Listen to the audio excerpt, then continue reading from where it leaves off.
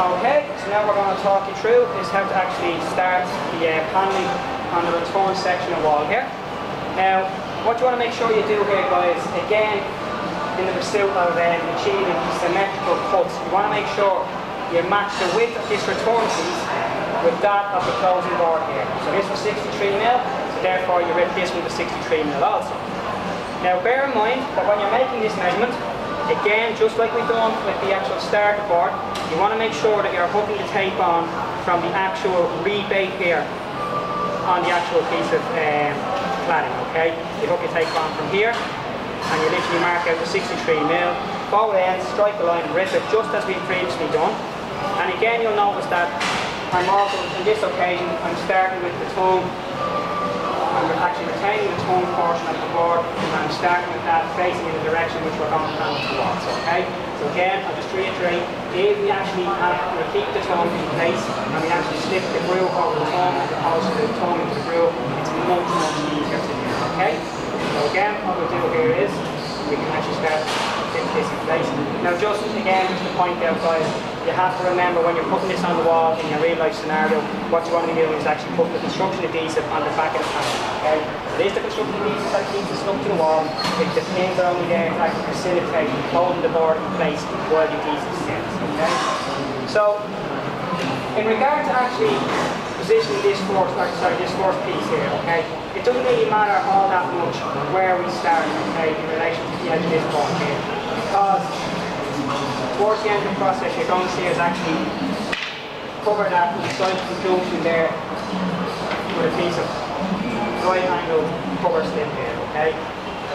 Just like that. But what is very, very important, as it was when we started, the starting board, this edge here, the leading edge, has to be plumb, okay? So I'll show you how to achieve that now, very simply. Again, nice.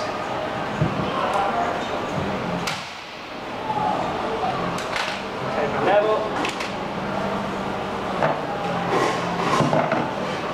Make sure it's plumb.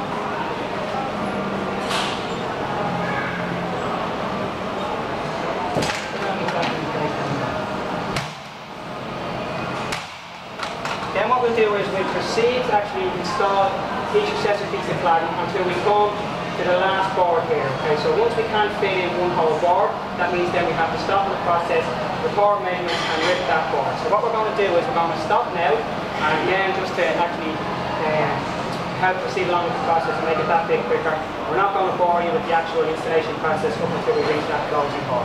We'll then come back and show you how to deal with that scenario. Now folks, what I want to do is walk you through the process for actually cutting the closing board in, okay? So it's actually very, very similar to the annular cutting techniques that we've previously shown you, okay? So what we need to do is we simply need to record a measurement from the wall here out onto the actual lip here on the actual tongue, okay? So from the wall to the lip here on the tongue, we take a measurement up top and down the bottom, okay? And then what we'll do is we'll transfer that measurement that we record here from this edge here, which is the actual groove in this scenario, because we want to maintain the groove here to slot over the tongue. So from the groove out in this direction, okay? So when I take a measurement from the wall here, up onto the lip here, I can actually see that it's 60mm. And then when I check down the bottom, I can see that we're nearly bang on 60mm there, probably about 59mm, okay? So what we'll do is, we'll deduct 3mm from that measurement, okay, top and bottom, just to facilitate getting this board in that much easier, okay? The resultant gap will easily be covered by the actual starter board on this wall here, okay? So, we know from this wall here to this edge here, 60mm, so what we'll do is, we'll transfer that now from this edge here onto the board, 60mm, and I'll do the exact same down here. 60mm. And all I need to do then is join those two lines with a straight edge, just like we've done previously, and actually cut the board. Okay, so we've established that the width of our closing board needs to be 60mm in order for it to fit tight. But like I said, we're going to reduce this a little bit just to facilitate an easier fitting of the board. So what I'm going to do is I'm going to deduct 3mm. Instead of it being 60mm, we're going to just mark them out at 57mm. So that's what we've done. We've come off this edge, and we've made a mark at 57mm. We've come down here, and we've made a mark at 57mm by hooking on from this edge here. Now all we'll do is take a straight edge and we'll actually join those lines up just like we've done previously,